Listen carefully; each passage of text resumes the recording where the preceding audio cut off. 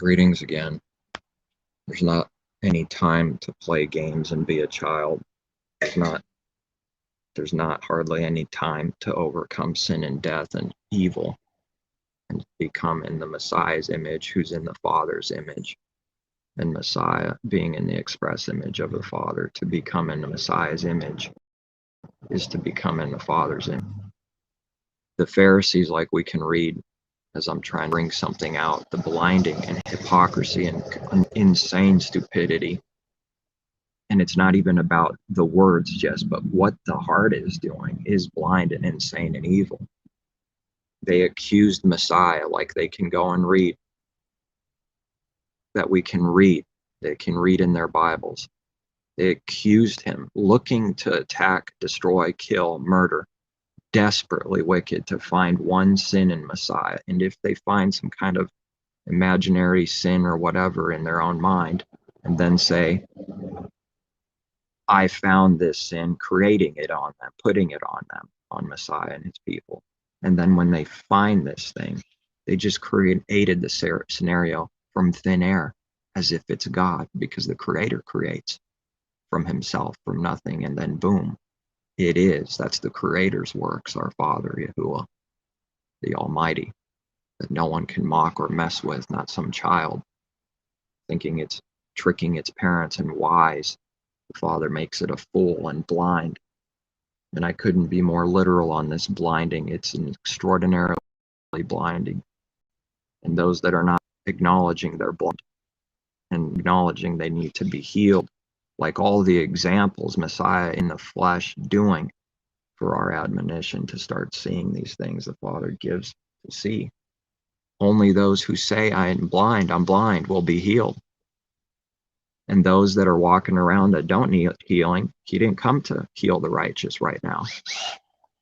In this age of the new covenant age, they will be thrown into judgment, but they're already blind and in delusion. He didn't come to heal those who don't need any healing in their heart, as a mockery to those that say this, because there's none righteous. He didn't come to heal the righteous, as a righteous mockery, because there's none righteous. Those that believe of themselves in the heart, doesn't matter what words they say, if this reality is in their heart, and that's what it is for all carnal mankind, all of them, all, before they believe and receive the Father's gift of his Spirit that they didn't choose. Like Messiah says, none of you disciples chose me. Don't get confused. He chose them to produce good works, fruit. They're the first fruits, producing, needing to learn and produce good fruit. Some more, some a little less. This is the Father's work. It's not our business to get into what every little detail and how much and things like that is none of our business, which is rightly divided from, believers being together, not saying anything about that. That's evil or something. But the sin of getting into someone's life, which is a carnal man always to do and be nosy like a child, spying through the window and door of what the grown-ups are saying about the liberty they've received. Spying out the liberty, and they use it. What is it in James? Somewhere in scripture, one of the disciples saying, and not using liberty as a cloak. He understood this. Yes, his people come to an understanding on this masquerade. They learn these things, the wickedness of the heart. They use it as a cloak. What's a cloak? To cover and hide yourself in. Cloak, a masquerade.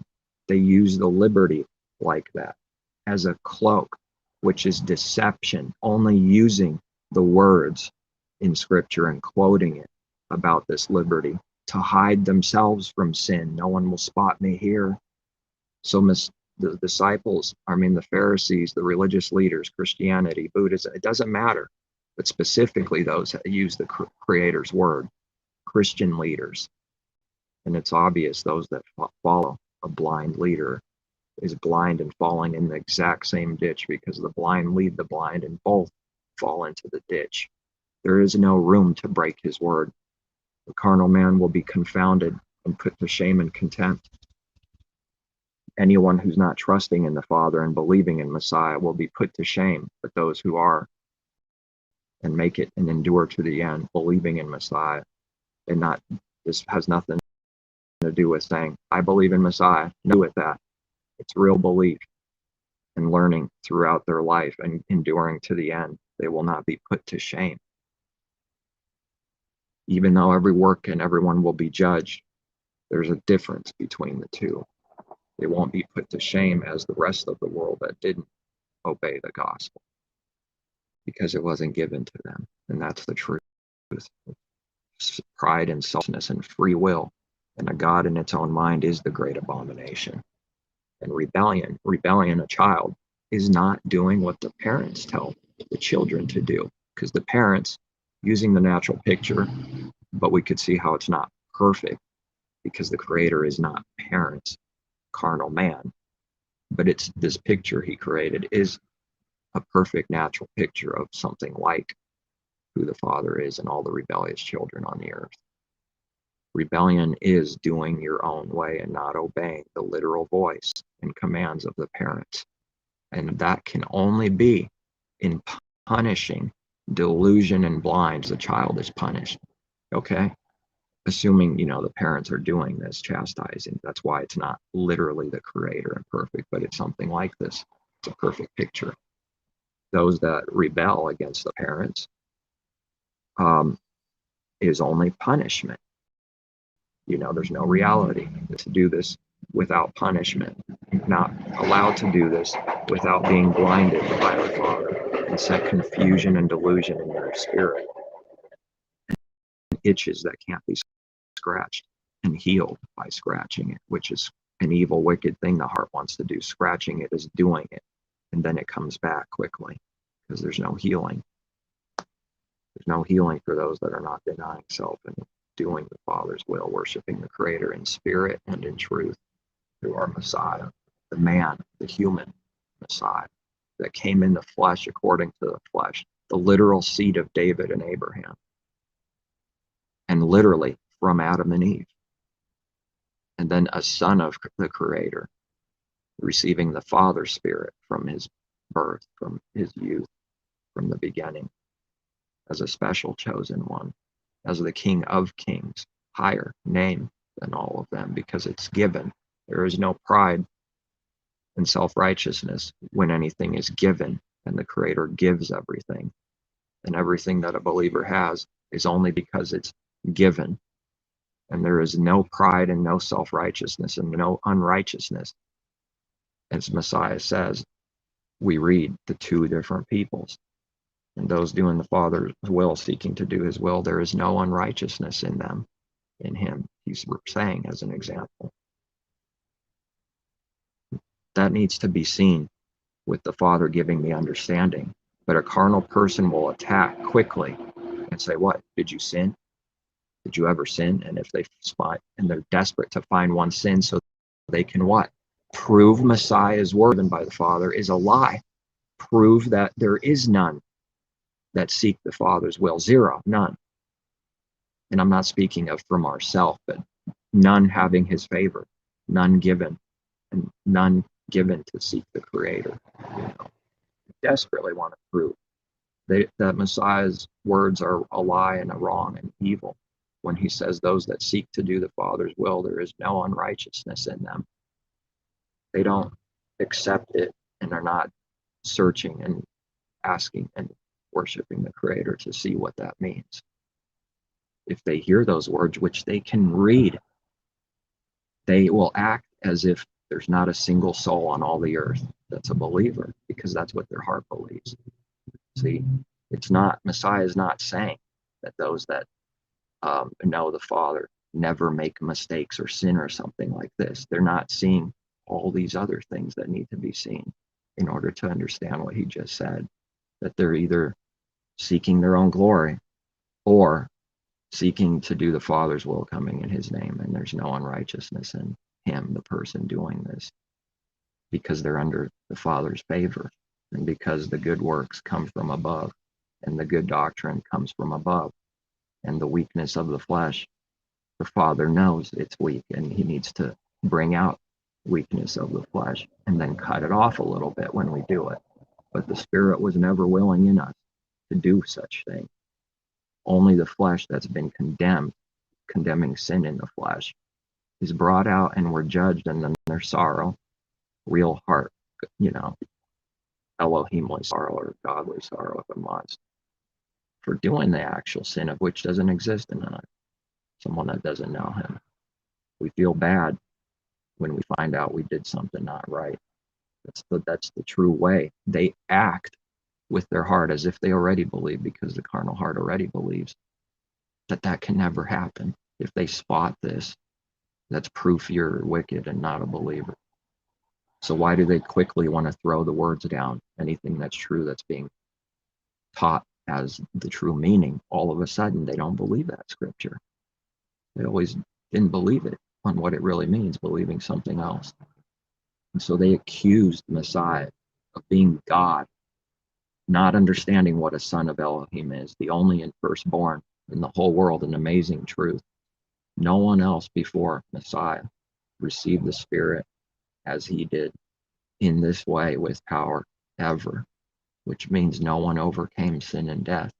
On all these other scriptures we can read start coming alive. When one understanding comes alive, these also start coming alive.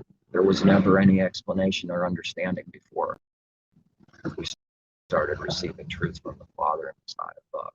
They start coming alive and even making natural, literal sense as all his truth makes sense. Spiritual sense in our mind. That no one was overcoming sin and death. That's why Messiah needed to come, and the way he came is that the Father sends his people. That's someone sent. There's no other definition of being sent. Isaiah was sent. The prophets were sent. Messiah himself is sent, but he is King of Kings made greater. And they will say, by saying he's not God, that we're blasphemers and do wickedness. They have no clue what they're talking about. It's actually giving the glory to the Father by speaking and believing truth on what the Creator did through the man, Messiah, as a promise that he'll do for us now, and also the rest of creation must die. And so that they can live. He died for the whole world. And every truth, there's simple scriptures that if the heart doesn't believe a truth, they don't actually believe in their religion, that he died for all and what this really means. So there's simple scriptures that say whole world, all, died for everyone. They're there, and all of a sudden they're exposed, not just believing it as it is with the words dying for all. Once the meaning of what dying for all is given, they don't believe those words, that all will die. And then this didn't happen all at once. The apostle is saying what really happened, the Father's plan and prophecy and purpose, is that all died so that all can live. And all that died in Adam, which is everyone, that they can say carnally, yes, that's everyone, so that all will live in Messiah. They're putting conditions on there with pride and self-righteousness of we need to choose him, and this is connect to all other sin and delusion and free will. I mean, it's deep. When you spot that one thing, it's like a warning goes off in the spiritual person's mind that knows the Father. That one thing is like a warning. It's not a joke. And an umbrella and a tree of evil branches are spotted. And it's like the only reason someone could do that is if they're desperately wicked. So that's why it's a big deal, not because of words by itself, not because we say these words and that other church says these words. Evil church. It's the wicked works and in the heart. That's all that he's showing me, and I didn't see as I needed to see even 2-3 years ago, acknowledging there's no more condemnation as long as someone's in Messiah and wanting to do the Father's will. They learn and grow these. They didn't know anything. How could it be a requirement? It's foolishness what religion does. You have to believe this. You got to believe the gospel. You got to be. They don't realize what they're requiring, because when they say that, only the truth of what the Father's truth is, that's what it means. When they say gospel, which everything is connected to, they're also saying you have to understand everything all at once without realizing they're saying that. But that's not who the Father is. He takes it as what your word is. Let it be according to our word. And if you say you don't need healing, you're already righteous, then do a judgment. It's according to your word. Let's see if it works. And then those that say they see are never healed. They remain blind. And though if the Pharisees said they didn't see, the Messiah says, because you say you see, your sin remains. This can't be perceived. As simple as the actual understanding is, it cannot be perceived unless it's given, and we're seeking it from the Father. And then after we receive something, it's like, how did we not understand this? It's simple, just like his word says, a fool cannot err, because it's evidence that they don't seek the Father and to do his will and keep his commandments, learn them. Messiah teaching as Moses taught, in the heart, in heaven above, spiritual, in the heart is what even heaven above represents, something greater than itself. And earth is the footstool. It's a foundation to get up there. If we don't even agree with the commandments as being righteous and agree and understand them earthly, we will not understand heavenly anything, because it requires way greater to go up to heaven and understand heavenly things. It requires actually from the Father and Messiah, which no man on earth, he's down here, even the natural picture is teaching it. Can't heavenly things. Anyone that has, it's given. And so then the laws are taught in our heart, the above thing, the first thing. And then, the earthly thing's not so bad. You end up starting to do it the right way, the way it always was meant to be done, with the heart.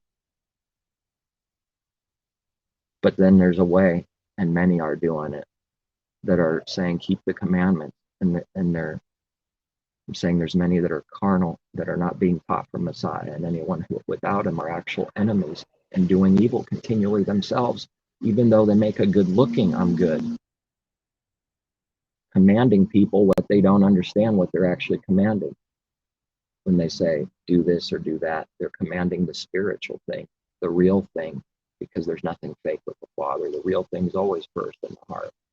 They don't realize what they're doing. This is blind. This is deception and illusion.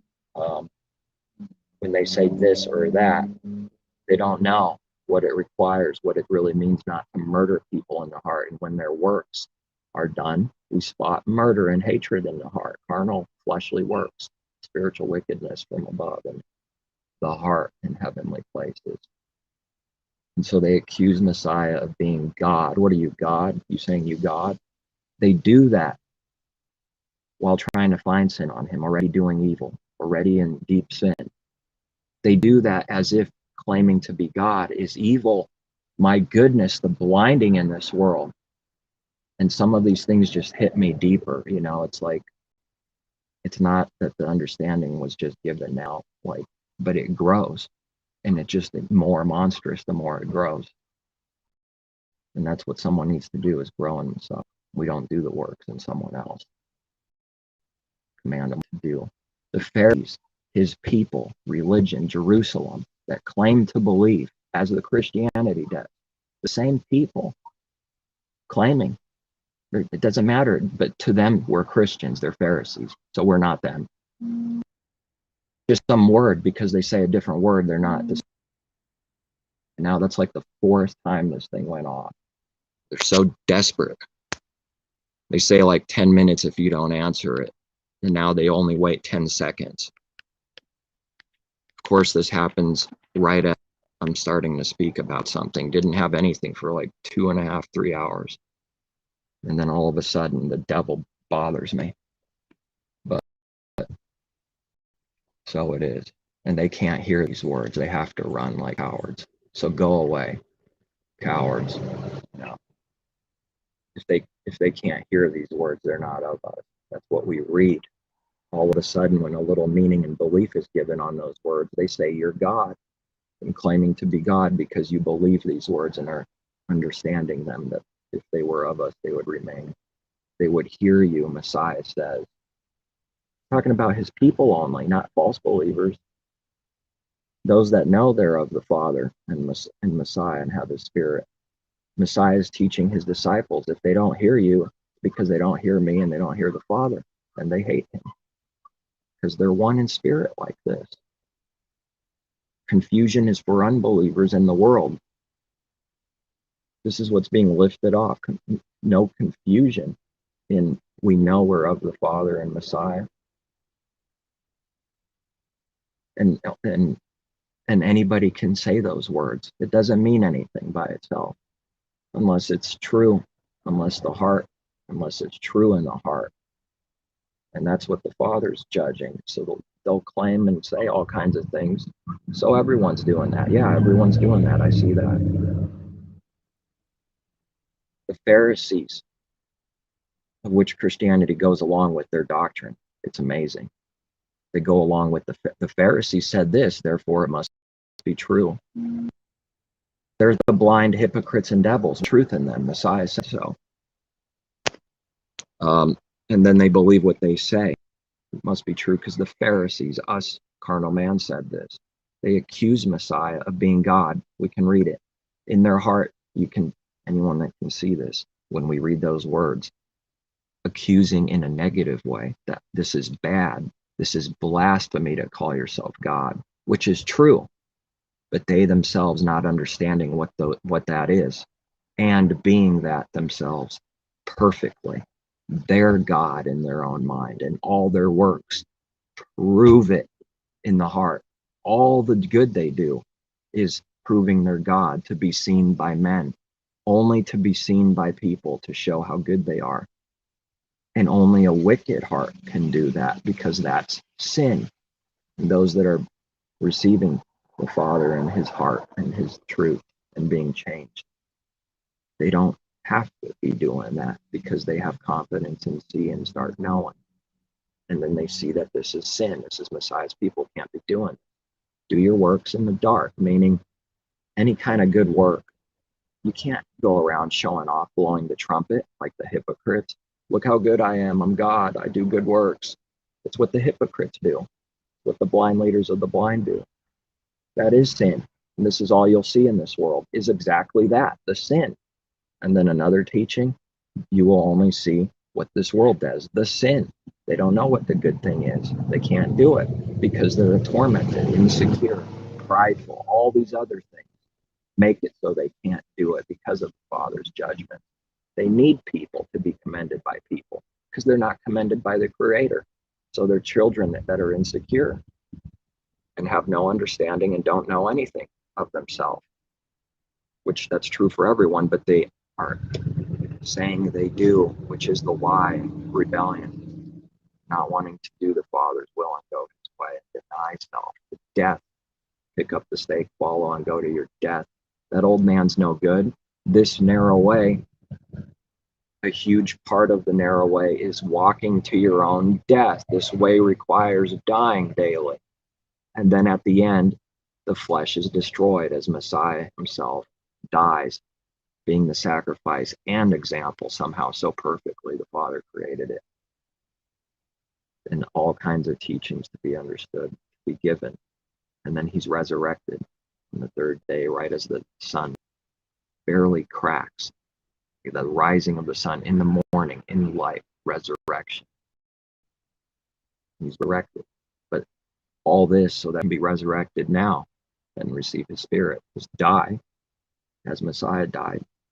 And then live with him in spirit, resurrected now in spirit. First resurrection in spirit, if you will. But then there is a resurrection also at the last day. But that's at the end. People talking about that, and that's all they understand. It's worthless. What does that have to do with now and being alive in Messiah, now overcoming sin and death? The Pharisees went up to Messiah, acting like it's blasphemy and bad to claim, are you God? And I've been asked that stunningly by Christians. Are you God? Just for speaking truth, just for giving whatever I was given at the moment, inspired to, of the heart, to give whatever I've been given. And just by doing that, are you God? Are you God? It's so sick and nasty because they're God and they put it on you so they can hide that they are. what they are themselves. They have to accuse Messiah and his people of being, to hide the fact that they're that. And then they say, you're prideful. Because what? Because you simply have some understanding given from the Father, given, which requires denial, which requires being humble and being put to death and denying self and acknowledging in the heart, no trickery, that we cannot understand of ourselves anything. They call that prideful. And it's so prideful. This is how wicked the heart is. Whatever is good and true, all of it, everything, is so prideful and wicked to them. They'll ask, are you God? Because of how prideful and wicked good and truth is and good works is to them. They speak of themselves. And now these religious leaders claiming Messiah is claiming to be God. And that's blasphemy, they're saying. That's bad, that's evil. You should be put to death for claiming you're God. Blasphemy. Religion's Messiah, they say, is God, the creator. And yet they will go up to you, any believer, and in their mind and heart say, are you God? Believing you're extremely prideful. As if that's blasphemy and bad. And their Messiah is God, and they say it openly. This is insanity. It's an insane world. This is blind. This is utterly stupid and blind. They condemn themselves. Every judgment a carnal man makes, he speaks of himself always, perfectly, at all times. He is what they're complaining. They only do that because they hate truth and hate good. And they also do that to cover their own, that they're that. They have to put it on someone else to cover that they're that, so that people won't see and think that they're that. They accuse you of being that. And that's why they do what they do, which is all with blinding and wicked heart and wicked intentions, not out of actual truth and love as Messiah did. Messiah didn't do what they did, but see how the two sort of carnally look alike a little bit. They will accuse Messiah and his people of doing exactly what they do, which means they're saying to you with their heart that they don't believe that there's any believers and that there is a way to do all these things with the heart and right and good and give truth that they've been given freely, to give freely back the same way they were given. They're saying openly with their heart to those who can see, but they're blind to this, that they don't believe in the Messiah, and they don't believe you can become like him and do as he did. That's the abomination to them. It truly is. Everything that's good spiritually is evil to them. And I mean everything. Name it, and it's evil, whatever is good. When they talk about something, I believe good is good, they're only speaking carnally with a darkened mind, not seeing anything spiritual that's actually good with the heart and its intentions. Messiah's intentions to give to his disciples and give to people and tell the Pharisees what he sees. He's just saying what he sees. How is this evil? With no other intention. It's the Pharisees who plan to destroy and kill and are desperately wicked to hope there's some kind of evil so they can murder and throw them down, all while not understanding whatever they're talking about at all. And Messiah is speaking out of understanding because it's given, and out of truth as what he sees and hears only, he speaks. That's it. There's no other intention. The love for the Father and love for his truth, only speaking as he hears and sees, like they can read. When they do these attacks, they proved already. It's already over. It's over. When someone does that, it's over. They're dead. They're an enemy of Messiah's people. No one can do that in Messiah and then walk away as if it never happened, never repent. It's obvious. They just did the works of the devil with intention to kill, steal, and destroy. Utter deception and delusion and hypocrisy themselves. When someone attacks like this as they attack Messiah, they're devils, snakes, and hypocrites. Now, it's not up to me or anyone else if some of those will eventually repent. Just in that moment, though, that's an enemy. That's a devil, snake, and hypocrite, because that's what vipers do. They bite people and try to poison in secrecy, like a smooth snake in the grass, quietly, secretly doing this. That natural picture looks like something spiritually to be perceived by those that want to do the Father's will. They will be given. This world's in utter sickness and death. I'd be shocked if there is 2,000 believers in this world, but I don't know a number. It's not a matter. The point is, there's very few, and it's worse at the end than any other time, because at the end of Noah's day, it was worse than it was 100 years earlier. There's less believers at the end of the new covenant age than there was 100 years earlier. Of course, what are they going to teach and believe in the heart? The opposite. That's what they really believe in their heart, the opposite. Because that true thing in the heart and seeing that and believing that is abomination, because that's truth. The devil has no truth in him, so those that have their father as the devil also have no truth in them, zero. Truth comes from above, the Creator, the Father, Yahuwah, through our Messiah, Yahushua, the true Messiah. That's not God. Their Messiah is God. The greatest blasphemy that they can even read with letters that there is man being a God. It's the blasphemous image in the temple, as a natural picture and shadow, blasphemous images, literal images in the literal temple. Yeah, but the spiritual meaning, that's only the shadow. It's the temples with blasphemous images inside, blaspheming the Creator. And there's no greater blasphemy than man to believe in his heart he's God. And then they attack and say, are you God? As if that's evil. When their Messiah is God, the greatest blasphemy that there is. Maybe they're in his image also. The anti-Messiah of the devil. The devil has a Messiah. Anti-Messiah, spirit. And maybe that's where it's all leading. Yes, it is. The Father has given it will be manifested in and through to prove it was always true. All these spiritual things. It will be manifested, and the whole world will literally marvel and wonder after the anti-Messiah God-man. All will do it. It doesn't matter what they say right now. They all will worship some man that claims to be God, and it will be okay with them. And it's a strong delusion that will be sent, that already is existing, and will be stronger of a delusion to prove that these things were always true. Since the beginning of creation, it was true. You shall be as gods, knowing good and evil, says the devil, a liar and a thief and a robber and a murderer. Says you already know everything. You know good and evil as gods, and as the Creator tricking them. You already know, and they don't know anything. And you're God, because anyone that knows spiritually everything all at once in their heart, as their heart believes already, that's how their works are, as if they know. That's why a fool cannot be corrected, because he already knows everything. We're talking about the heart and not words. The devil says you're God. The devil says we're God. This is what we crush, the serpent's head, in Messiah's name, through him and his works, the Father's works, crushing the works of the devil, serpent.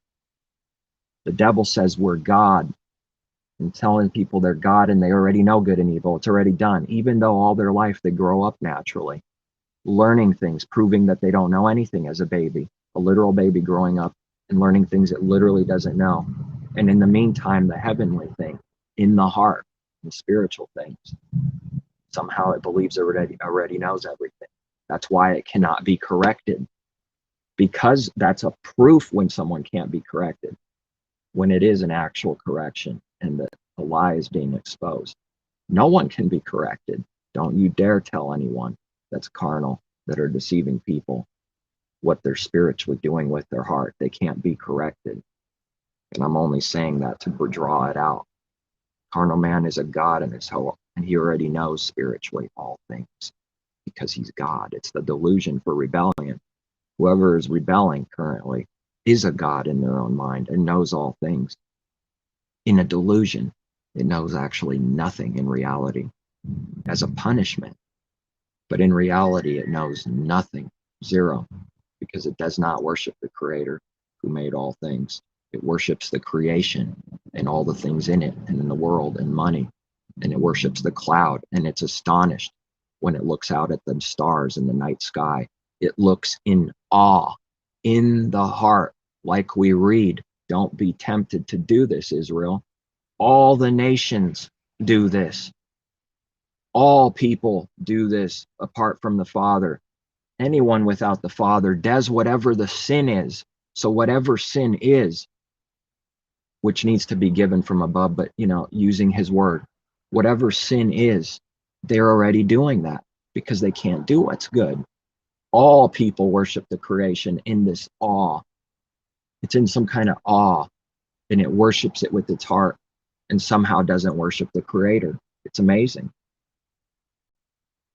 And we know why, because it's through deception and rebellion. But a few being healed coming out of Egypt, we also did these things. But they'll say with words that they don't do that. And because they say they don't do that, it's true. Even though we see the works, the heart, the spiritual works that prove it. But because they say with words, I don't do this or that. I don't do that. That's God in its own mind. Because it said it, it must be true. And it is. That's it.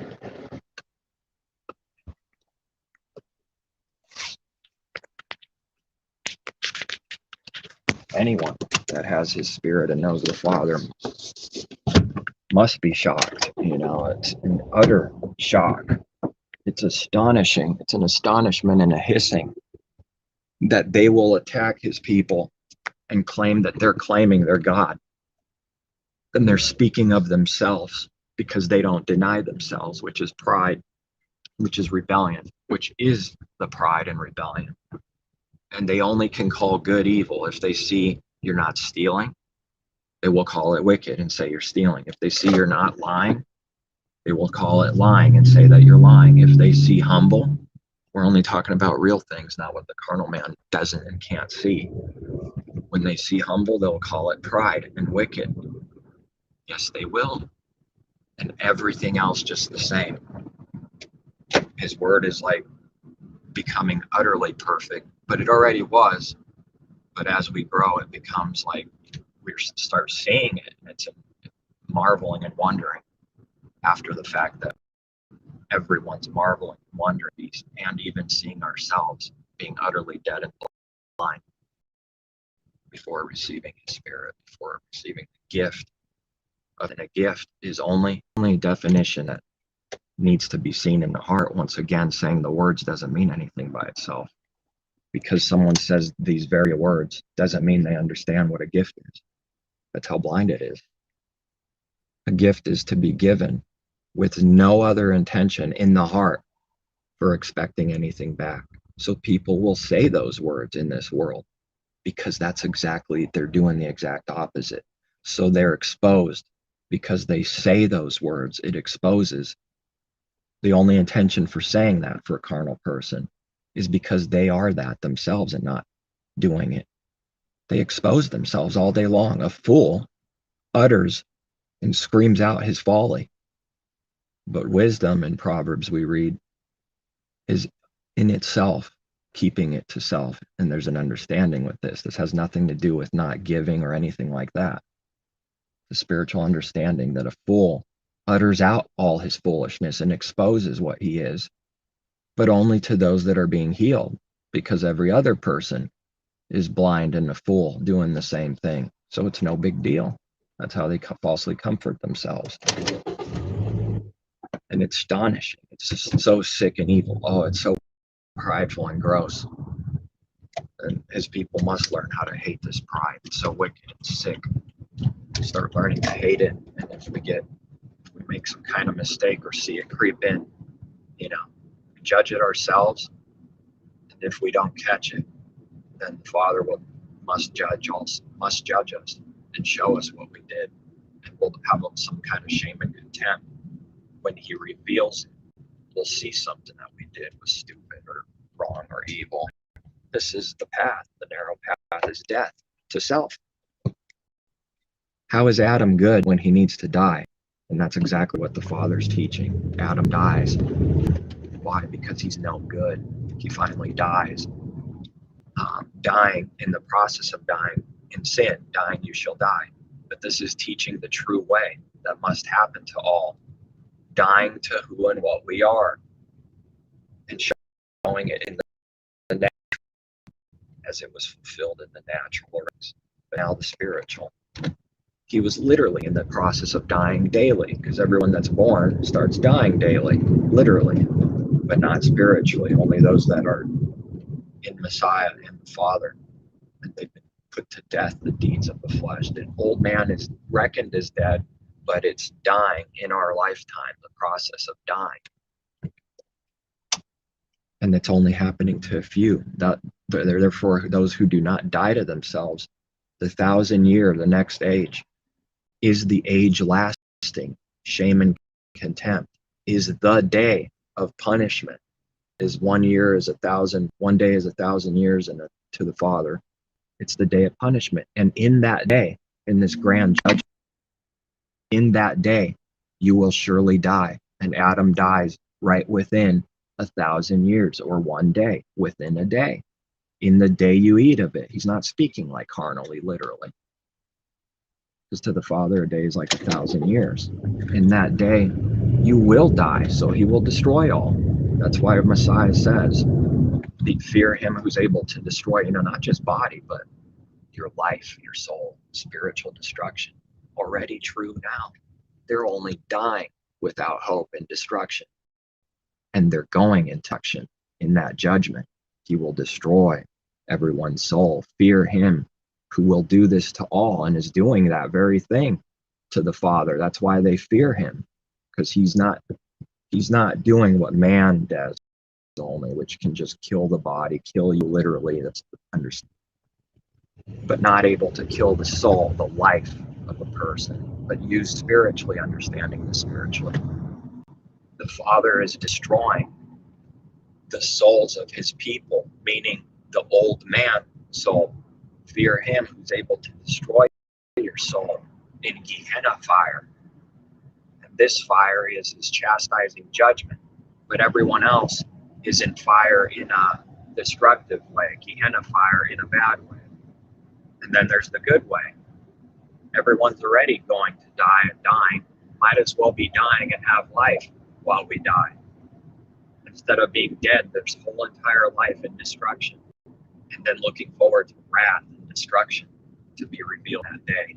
They will also die like Adam in the day they ate of it, doing evil, breaking his voice, which is all. There's no partiality in this. They will surely die. I hope it's not being cut, because I'm moving. I've seen that when you move around, it starts cutting a little bit. Whatever it is, that's all it can be. In the day you eat of it, you will surely die. This is actually a good thing, but it's a fearful thing.